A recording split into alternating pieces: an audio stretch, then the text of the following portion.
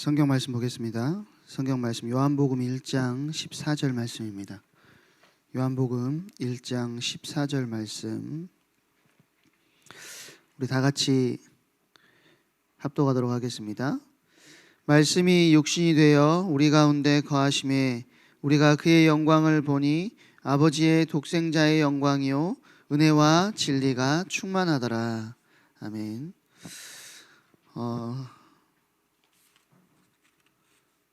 오늘 나에게 열린 길이라는 제목으로 하나님 말씀 증거하도록 하겠습니다. 어제 축제 준비하고 또 진행한다고 너무 고생하셨고 여러분도 하는 것 보면서 저도 많이 은혜를 받았습니다. 우리가 이렇게 주님을 찬양하고 높이는 일에 마음을 모을 수 있다는 것이 얼마나 기쁘고 감사한지 모릅니다. 2019년에 영국에서 큰 기쁨의 그 사건이 있었어요. 그게 뭐냐면 영국의 왕자 해리 왕자가 첫째 아들을 낳은 날이 2019년 5월 6일이었습니다. 이제 사람들은 뭐라고 이야기를 했냐면 로열 베이비다. 그러니까 왕족이니까, 그렇죠? 사실 우리가 사는 이 시대에는 왕족이 그렇게 많이 있지 않잖아요. 태국도 왕족이 있고 또 우리가 가는 일본도 왕족이 있지만 그렇게 왕이라는 개념이 굉장히 축소되어 있지 않습니까? 근데 이제 영국도 이제 왕이 있는 나라이다 보니까 그 왕자가 아들을 낳은 그것 자체가 엄청난 축제가 됐어요. 그래서 영국 전역이 굉장히 축제 분위기였고 언론은 왕자가 어떤 옷을 입는지 어떤 유모차를 타는지 그것까지 막 세세하게 세밀하게 이야기를 했다고 하더라고요. 근데 오늘 사실 우리가 주일도 아닌데 이 자리에 모인 이유는 또 다른 로열 베이비, 온 우주를 창조하시고 영원히 다스리시는 만왕의 왕의 또 만주의 주이신 하나님의 아들이신 그분의 나심을 기뻐하고 즐거워하기 위해서 이 자리에 모였습니다. 그렇죠? 근데 놀라운 건 뭐냐면 그 해리 왕자의 아들은 그 유모차가 600만 원짜리 유모차였다고 하더라고요. 이제 좀 있으면 배동현 목사님의 가정도 이제 아이가 태어나겠지만 어떤 유모차를 살까, 또 어떤 옷을 입힐까, 이거 굉장히 고민 많거든요. 근데 사실 아이에게 조금 더 좋은 걸 해주고 싶고 조금 더 귀하게 아이를 키우고 싶은 것이 모든 부모의 마음이겠지만 우리 예수님은 만왕의 왕이고 만주의 주의 아들이시지만 왕궁이 아니라 마국간에서 태어났다. 어제 그 초등부에서 그거 했잖아요. 선극했지 않습니까? 금실 유모차가 아니라 가축의 모기통에 누이셨다라는 거죠. 하나님께서 아기로 태어났다는 거 사실 우리 별로 큰 그게 대단한 일이야 이렇게 생각할 수 있지만 그 인간의 몸을 입고 오신 그것 자체가 철저한 자기비야, 굉장히 낮아지심의 모습이라는 거죠.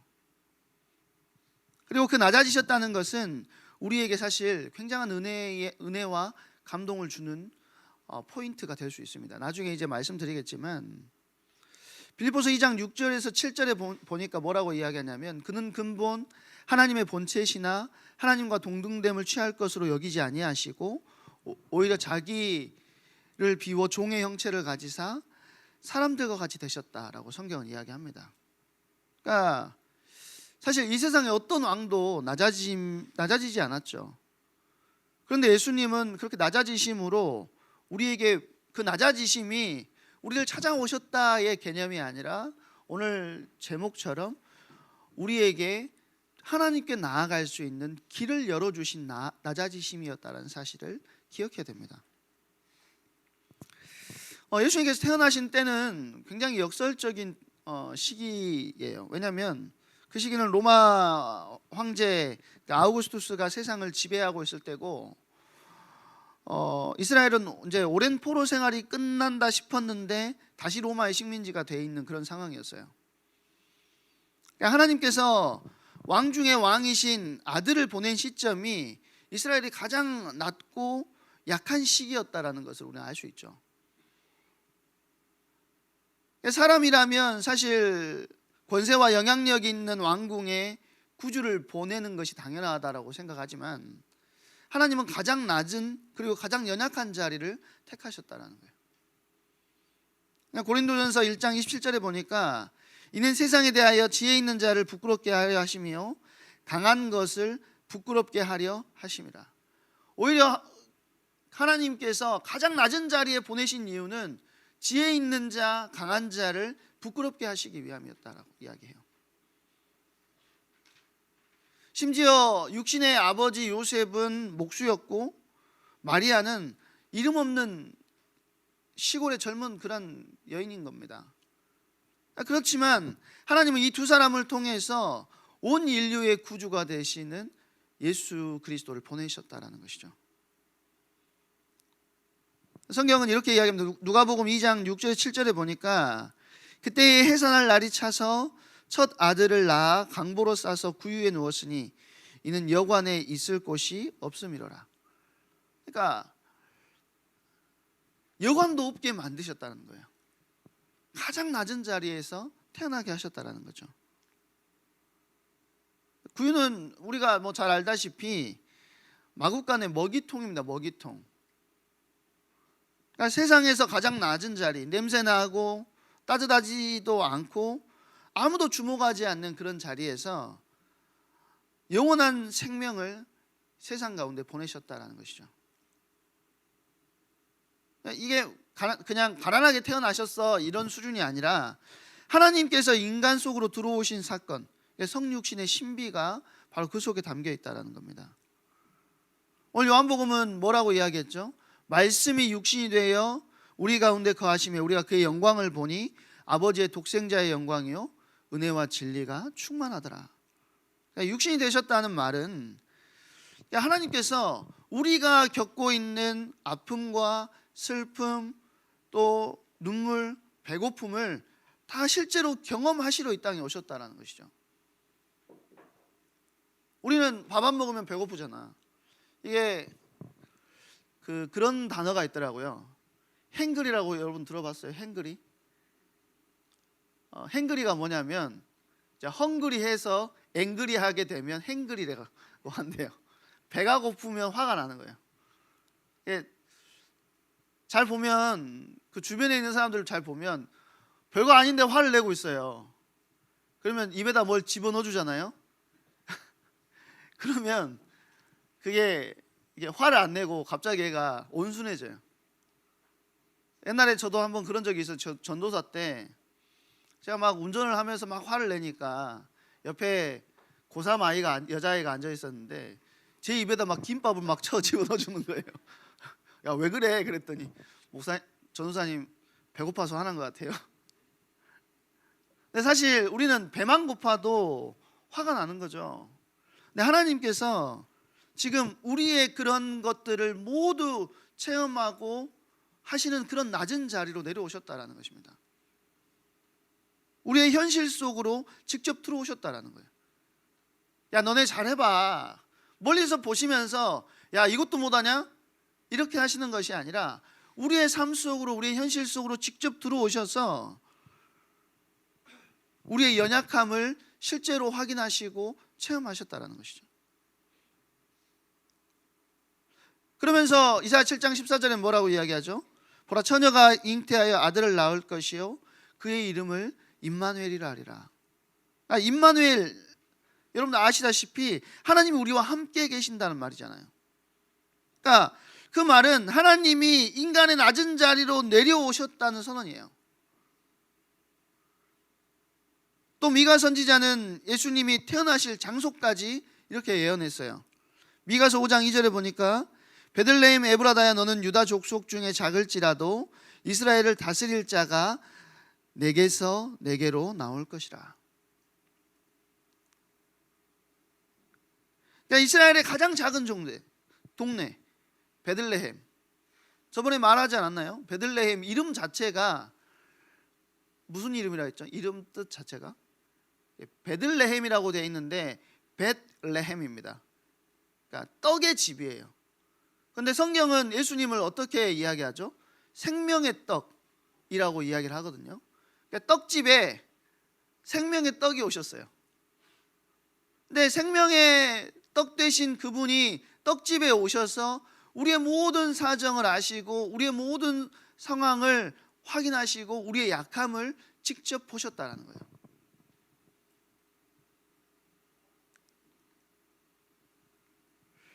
사실 예수님이 이미 그 자리까지 내려오셨기 때문에 이것이 사실 복음의 은혜고 성탄의 가장 깊은 의미라는 거죠. 높은 하나님이 낮아지심을 통해서 우리를 만나러 오셨다는 거예요.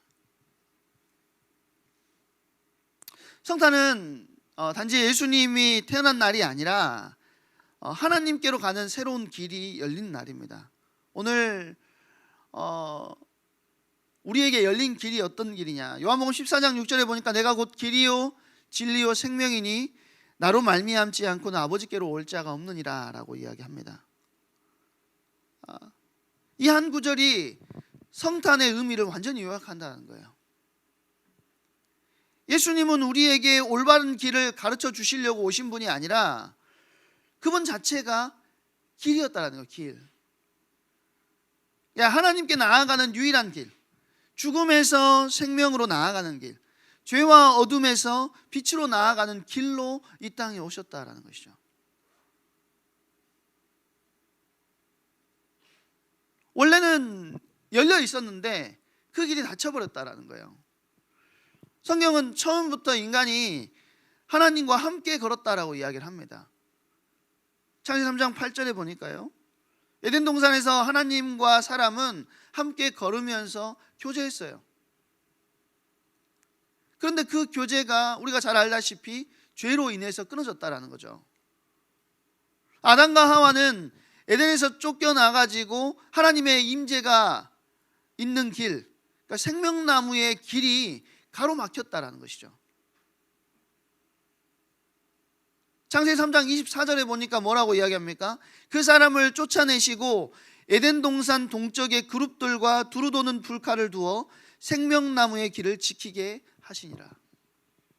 그러니까 생명나무의 길로 나아가야만 우리가 그 생명을 누릴 수 있는데 그 길로 나아갈 수 있는 방법이 없다라는 거예요. 이것이 사실 모든 사람, 인류의 시작 이후에 닫혀진 길의 모습이라는 거예요. 길이 닫혀버렸어요. 그러니까 하나님과 인간 사이에 뭐가 생겼냐면 죄라고 하는 담이 생겨버렸고 아무도 그 담을 넘을 수 없게 되었다라고 성경은 이야기하고 있죠. 근데 하나님은 그 담을 영원히 두지 않으셨다라는 것입니다. 선지자 이사야는 이렇게 예언합니다. 광야에 길을 내며 사막에 강을 내리니. 이 길은 그냥 단순히 도로가 아니라 하나님께로 돌아오는 구원의 길을 내겠다라는 하나님의 생명의 말씀이라는 거죠. 그리고 그 길이 그 예언이 어디에서 성취됐냐면 바로 성탄이라고 하는 하나님이 인간의 몸을 입고 이 땅에 오심에서 성취되었다라는 거예요.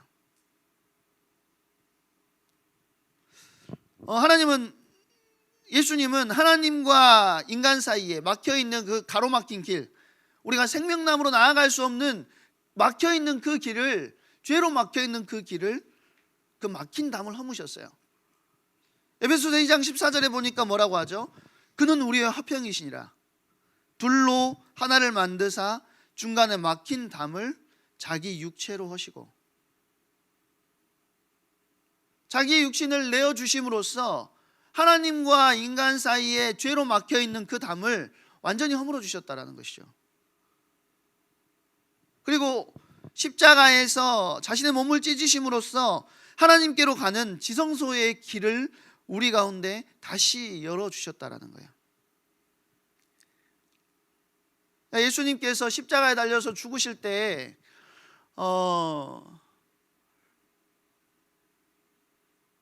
요한복음 19장에 보니까 뭐라고 하죠?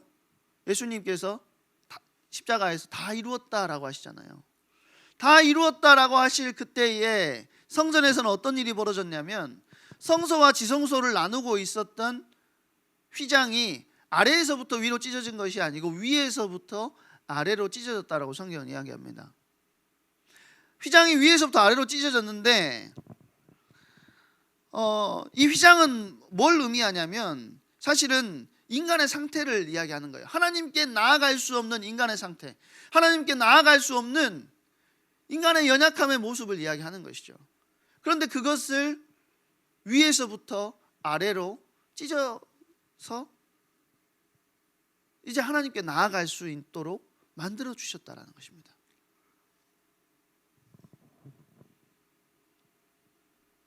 그 순간에 닫혀있던 하나님께 가는 완전한 길이 열렸고, 이것이 바로 성탄의 목적이자 십자가의 완성이라는 것이죠. 그 길은 누구에게나 열려 있습니다. 이제 그 길은 누구나 걸을 수 있게 됐어요. 부자든 가난하든 건강하든 약하든 하나님은 누구에게나 오라라고 말씀하신다라는 것이죠. 그래서 마태복음 11장 28절에 보니까 뭐라고 하죠? 수고하고 무거운 짐진 자들아 다 내게로 오라, 내가 너희를 쉬게 하리라. 예수님은 하늘의 길을 우리에게 알려주신 것이 아니라 우리의 삶 속에서도 하나님과 함께 걸을 수 있는 길을 열어주셨다라는 거예요. 그 길이 뭐냐면 예배의 자리가 그 길이고, 말씀을 듣는 시간이 그 길이고, 그 말씀을 따라 걷는 순간, 그 순간순간이 주님과 함께 걷는 순간이라는 것이죠. 우린 그런 기도 제목 많이 내잖아요. 성령 충만 달라고 기도해 주세요. 뭐 이렇게 기도 제목 많이 내잖아요. 성령 충만이 뭔데요?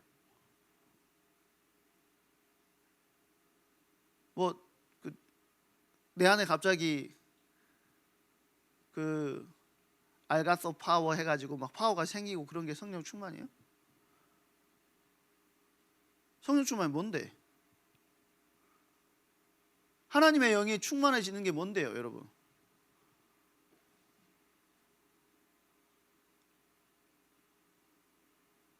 성령 충만은 사실은 말씀으로 충만해지는 것이 성령이 충만해지는 것입니다.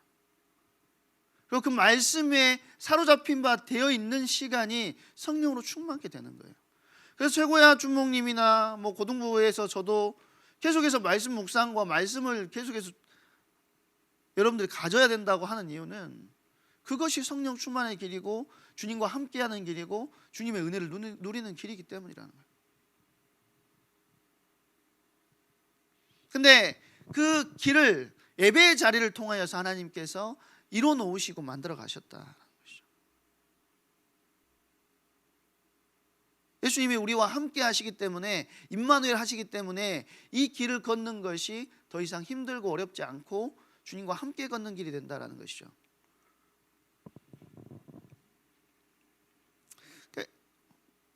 결론적으로 예수님의 낮아지심은 단순한 겸손이 아닙니다. 하나님께로 가는 길을 열기 위한 사랑의 결정이라는 거예요. 사도 바울은 이렇게 이야기합니다. 아까 처음에 말씀드렸던 것처럼 빌립보서 2장 6절 7절에 그는 근본 하나님의 본체시나 하나님과 동등됨을 취할 것으로 여기지 아니하시고, 예수님의 예수님은 낮아지심으로 우리를 들어 올리셨어요. 예수님의 순종이 우리의 자유가 됐고 예수님의 죽음이 우리의 생명이 되게 하셨다는 것이죠. 그래서 성탄은 단순하게 예수님이 오신 날이 아니라 하나님께 나아가는 길이 열린 날입니다. 그 길의 이름은 예수 그리스도시죠. 그래서 오늘 여러분들이 쉬고 싶지만 주일도 아닌데 내가 왜 나와야 되냐, 이게 아니라 나에게 열린 그 길, 나에게 열린 그 기쁨의 나를 깊이 묵상하고 누리는 은혜가 있기 바랍니다. 오늘 왕의 나심을 기뻐하면서 모든 삶의 자리에서 그 기쁨의 증인으로 서는 역사가 있게 되기를 주님의 이름으로 축원드립니다. 우리 이 시간에 찬양팀들 다 나와주세요. 같이 찬양했으면 좋겠습니다. 왕이 나셨다라는 곡인데요, 제가 이 곡을 골랐는데 아무도 모르더라고요. 이게 엄청 유명한 곡인데 어떻게